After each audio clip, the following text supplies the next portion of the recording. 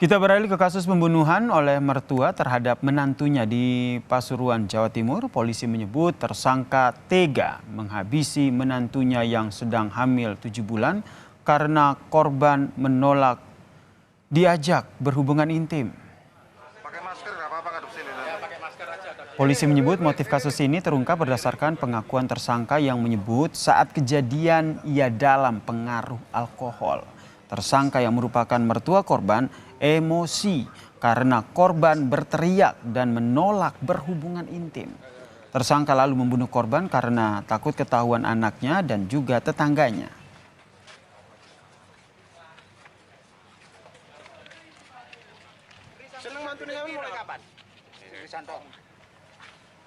Korban berteriak-teriak gitu kan, sehingga pelaku lari ke dapur mengambil pisau menuju kamar dan menindih korban lalu disayat lehernya. Berarti modusnya ini mau memperkosa terhadap anak mantunya. Bukan anakku saja juga calon cucu kok teganya. Kematian Fitria Almuniroh menyisakan duka yang mendalam bagi keluarga korban. Perempuan yang tengah hamil 7 bulan ini dibunuh oleh mertuanya sendiri setelah percobaan pemerkosaan.